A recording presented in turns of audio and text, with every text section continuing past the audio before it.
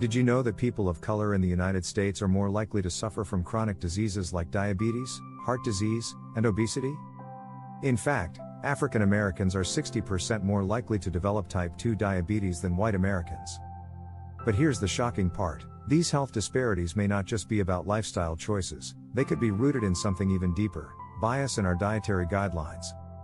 That's right, the very advice we've been following for decades may not be suitable for everyone. For years, nutrition research has been built around one narrow set of guidelines, mostly ignoring the unique needs of different races and cultures. But science is catching up. New research is showing that how we metabolize food, absorb nutrients, and even respond to diets can be influenced by our genetics and culture. This isn't just an interesting fact, it's a matter of health justice. In this video, we're going to explore how history, science, and culture have shaped the way we think about nutrition. We'll uncover how current dietary guidelines fail to address the needs of many racial groups. And we'll dive into how a new, more inclusive approach could help everyone live a healthier, longer life. Trust me, what you're about to learn could change the way you think about food and your health. Ready to dig in? Let's get started. Chapter 1: Unmasking the Truth: How History Shaped Our Plates. We've all seen the standard food pyramid, right? The one that suggests grains should be the bulk of our diet. But what if I told you that the foundation of this food pyramid was built on years of historical bias? In fact, much of our modern diet advice is rooted in a history that ignored the needs of many cultural groups. For centuries, diets from various ethnic groups were either undervalued or misinterpreted by nutritionists. Indigenous diets, rich in diverse foods, were often seen as primitive by colonizers. In contrast, the Western diet of processed foods became the gold standard, despite evidence of its long-term health risks. This systemic dismissal of non-Western diets led to the shaping of today's dietary guidelines, which still fail to reflect the dietary habits of many races. If you look at early dietary studies, you'll find that most were conducted in European or predominantly white populations. One shocking statistic from the Journal of Nutrition found that 80% of early nutritional research only focused on white, middle-class men. This narrow focus means that dietary recommendations were never truly universal, they were tailored to one specific group. Take the Mediterranean diet, for example. While it's widely praised for its health benefits, it's not a diet that's universally suitable for every race. People from different parts of the world, with different genetic backgrounds, might not respond to these guidelines in the same way. Research has now shown that the food system's bias is directly linked to the health disparities we see in communities of color today.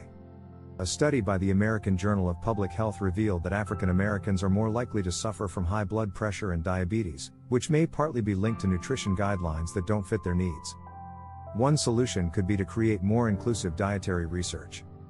This would take into account a variety of cultures, cuisines, and food preparation methods, ensuring that what's recommended can actually be applied to everyone's lifestyle.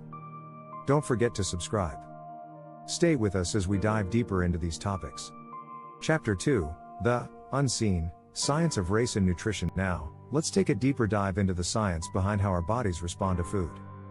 You might be surprised to learn that race isn't just a social construct, it can also impact how our bodies metabolize nutrients. Take vitamin D, for example. Studies show that people with darker skin have a harder time absorbing vitamin D from sunlight, which can lead to deficiencies. In fact, about 90% of Black Americans suffer from insufficient vitamin D, compared to just 10% of white Americans. This isn't because they're eating poorly, but because their skin produces less vitamin D in response to sunlight. If current dietary guidelines only recommend one-size-fits-all intake levels for vitamin D, we might be setting up entire groups for health issues. It's not just vitamin D. Research also suggests that some racial groups have different requirements for calcium and iron. People of African and Asian descent, for instance, may not absorb calcium as efficiently as their white counterparts. The same goes for iron. Many Black individuals suffer from iron deficiency anemia, a condition not adequately addressed by the standard dietary guidelines. Then there's the question of metabolic differences. According to a study published in Nature Communications, genetic variations in how we metabolize food can vary dramatically between populations. What works for one race nutritionally might not work as well for another. Why? Because our genes play a significant role in how our bodies break down fats, proteins, and carbohydrates. This is why we need more research that focuses on the relationship between race, genes, and nutrition. One major takeaway from this research is that a diet built on generalized nutritional guidelines isn't the most effective approach. We need more personalized plans, based on cultural, genetic, and environmental factors, to truly optimize health for everyone. If you're finding this information eye-opening, make sure to hit that subscribe button for more. Chapter 3, Tapping into Tradition. What ancient diets can teach us? So, if modern dietary guidelines are limited, what can we learn from the past? The answer lies in the food traditions of our ancestors. These diets were built around whole, local foods that didn't rely on processed ingredients. Think of the Mediterranean diet, which has been linked to longer life expectancy. But it's not just about the food itself, it's about how these foods were sourced, prepared, and shared. People in Mediterranean regions had access to fresh, locally grown fruits, vegetables, and grains. The same can be said for African, indigenous, and Asian diets. Traditional diets often focus on a balance of whole foods that not only nourish the body but are also culturally significant. Take the traditional Japanese diet, which has contributed to the longest life expectancy in the world. It's rich in fish, vegetables, and soy products. What's fascinating is that Japan's health practices have been passed down through generations. In fact, The Lancet found that Japanese men and women live an average of 3 to 4 years longer than Americans. It's a testament to how diet, exercise, and lifestyle are interconnected in promoting longevity. Another example comes from African diets, particularly the West African emphasis on root vegetables, legumes, and leafy greens. These foods are packed with essential nutrients, fiber, and antioxidants that combat inflammation, a key factor in many chronic diseases. Yet, Western dietary guidelines often overlook the nutrient-dense options in these traditional diets. What makes these diets so powerful is their emphasis on local food systems, sustainable practices, and community meals. These aren't diets you follow for a month, they're lifestyle choices passed down for generations. Incorporating these time-tested principles could provide a more inclusive, diverse, and sustainable approach to modern nutrition. Enjoying the video so far? Be sure to subscribe for more insights on this fascinating topic. Chapter 4, The Nutritional Gap. How guidelines fail people of color. Have you ever wondered why some communities seem to struggle more with chronic diseases like diabetes and hypertension? It's not just about lifestyle or genetics, it's about the nutritional gap in our current dietary guidelines. For decades, nutrition policies have been designed with one group in mind, predominantly white, middle-class populations. But as we now know, this approach overlooks the diverse needs of people from different cultural, socioeconomic, and genetic backgrounds. A striking example of this is the prevalence of type 2 diabetes in African American, Hispanic, and Native American communities. According to the Centers for Disease Control and Prevention, CDC, African Americans are twice as likely to be diagnosed with diabetes compared to white Americans. Yet, the standard dietary advice, like cutting out sugar and processed foods, isn't tailored to address the deeper systemic issues contributing to these disparities. The problem isn't just about having different dietary needs, it's about accessibility. For many low-income communities of color, nutritious food isn't as easily available. In fact, over 23 million Americans live in food deserts, where access to fresh produce and healthy options is severely limited.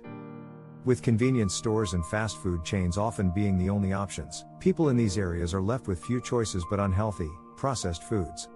Even when healthier options are available, they often come at a higher price.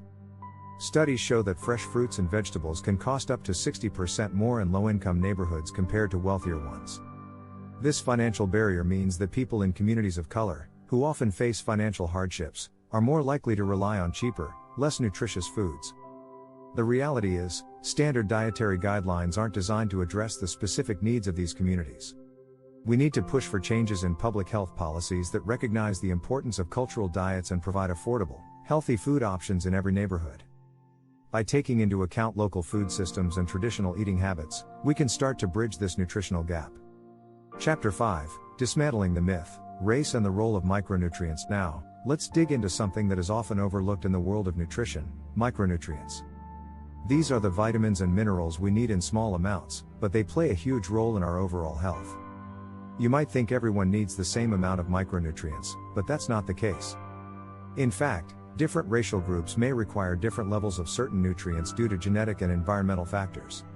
For instance, did you know that African Americans are more likely to be deficient in magnesium? a study published in the American Journal of Clinical Nutrition found that up to 70% of African Americans have lower magnesium levels compared to other racial groups. Magnesium is essential for muscle function, energy production, and nerve health. Yet, the average dietary guidelines don't address this racial disparity in magnesium intake. Another example is vitamin B12. Studies show that people of Asian and African descent have a higher risk of B12 deficiency. This is due to both dietary patterns, since B12 is found in animal products, and genetic factors that affect absorption. B12 deficiency can lead to fatigue, nerve damage, and even cognitive decline. The current dietary guidelines don't account for this genetic variation, leaving certain groups vulnerable to these health issues. Iron is another mineral where racial differences come into play. African American women, in particular, are at higher risk of iron deficiency anemia. This is largely due to differences in how iron is absorbed in the body. Yet, current dietary guidelines don't fully address the specific needs of these populations. A more personalized approach to iron intake, one that considers racial and genetic factors, could help reduce the incidence of anemia in these groups. Chapter 6, Building a Better Future, Inclusive Diets for All. If there's one thing we've learned, it's that nutrition isn't one size fits all. It's time to rethink the way we approach dietary guidelines and focus on creating inclusive, personalized nutrition plans that truly work for everyone. So, what would an inclusive diet look like? First, it would acknowledge the importance of cultural diversity in food choices. Every culture has its own rich history of foods that promote health. For example, the traditional foods of indigenous communities, such as wild rice, salmon, and berries, are not only nutrient-dense but also sustainable. These diets, which are often based on locally sourced ingredients, have been shown to contribute to better health outcomes. Second, an inclusive diet would recognize genetic differences in how people metabolize food. For example, some populations may benefit more from a high-fiber, plant-based diet, while others may need more protein or specific micronutrients like vitamin D or magnesium. As we've seen, genetic differences can affect how we process certain foods, making it essential to tailor nutritional advice based on these factors. Moreover, an inclusive approach to nutrition would address food accessibility. As we've discussed, many low-income communities of color face significant barriers to accessing healthy, affordable food. We need policies that promote food justice, ensuring that everyone, regardless of their race or socioeconomic status, has access to the foods they need to thrive. Education is key in this transformation. People need to understand that healthy eating isn't just about following the latest trend or fad diet. It's about making choices based on your individual needs, taking into account your culture, genetics, and lifestyle. Health professionals must be trained to provide culturally competent advice that respects the diverse backgrounds of their patients. Finally, creating inclusive diets means embracing the wisdom of traditional foods and food systems. Many indigenous diets have long supported health and longevity. By incorporating more traditional, plant-based foods, we can move toward a diet that's not only healthier but also more sustainable for the planet. The future of nutrition lies in inclusivity. By recognizing the diverse needs of all racial and ethnic groups, we can develop dietary guidelines that promote health and longevity for everyone, regardless of their background. This approach will not only reduce health disparities but also build a more equitable food system for future generations. If you want to be part of the change, don't forget to subscribe. We'll keep bringing you more insights into how we can create a healthier world for all.